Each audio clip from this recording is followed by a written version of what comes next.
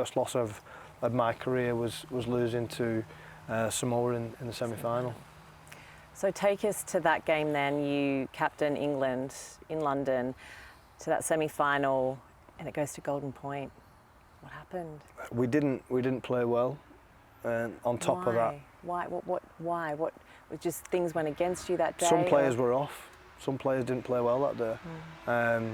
Certain things happened that wouldn't happen very often. You know, Tommy Megan's not quite getting a ball down. You know, one of the best finishers in Super League for a long time. You know, Callum Watkins really close to scoring, which, you know, 9 out of 10 times you think, you know, we'd get that down, and they weren't errors at all. You know, they were just real close moments, and on top of that we made some uncharacteristic errors at really tough times and put ourselves under pressure, so much so that we had to go to golden point, and yeah, we didn't get the job done. We weren't good enough on the day. We beat Samoa convincingly a few weeks before, and people said, "Are you taking him easy?" Like, we were under no illusions. You know, they had a really bad game, we had a really good one, and that's what happens.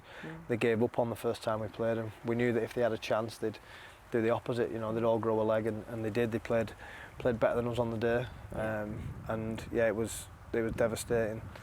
It wasn't easy to get over because it's the end of your season as well. Yeah.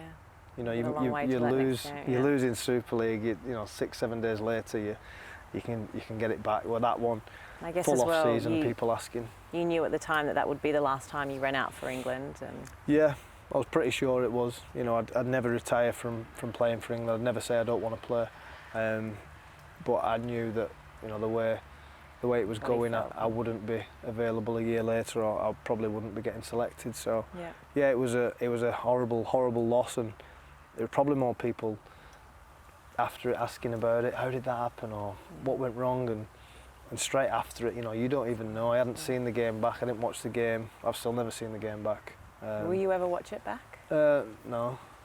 It only make me angry. I don't think I get anything positive from watching that back. I've never watched that back. I've never watched the 2021 Grand Final back. I've not watched finals back that I've won either, though, so it's not like it's exclusive to losing. Yeah, no, I don't watch a lot of rugby at all. So, but yeah, I certainly won't be watching any of the losses. Just back on your knee, how many surgeries have you had now? 3. One major one, but 3, maybe 4 operations over the years. Yeah. And how has that tested you mentally, your knee?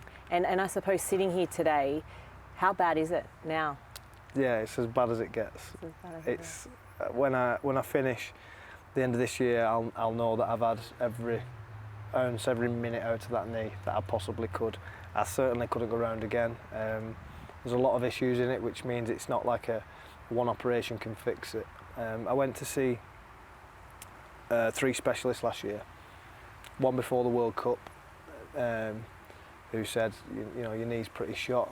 He said, I don't think you should be playing from now. And I just And that was dismissed. Before the World Cup? Yeah, that was a couple of weeks before the World Cup. England, I went over to England. I had a couple of weeks in a hotel, which was basically with, you know, England have the best medical, and I was going to football clubs using certain equipment, testing my knee. I had all these tests done, went to see a surgeon, and a specialist, and the specialists, they saw all my markers on all this test, and I'm functional. But when he actually looked at the knee and looked inside it, scans and moved it, he said it's a really bad knee. I'd consider stopping now. So I dismissed that, obviously. You know, I was just about to captain my country in a World Cup, so I thought he must know nothing, this specialist. I'll show him. Yeah.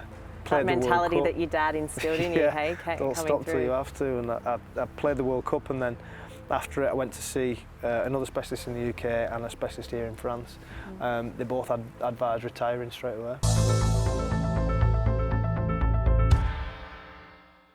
So at the end of the previous season, his knee was not great, but he was made captain of the England World Cup squad. So what do you do there?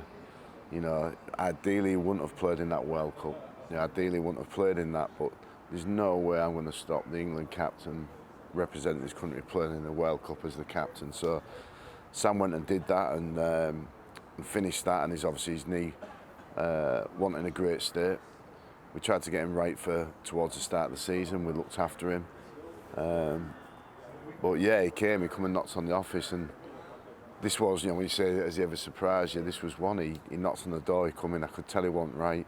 And he was upset, he was clearly upset. He felt he wasn't contributing to the team. I had a sleepless night after the league game and then went and phoned the coach and said, I'll retire today. So I said, I'll go and see the owner, see the chief executive. I was speaking to you first on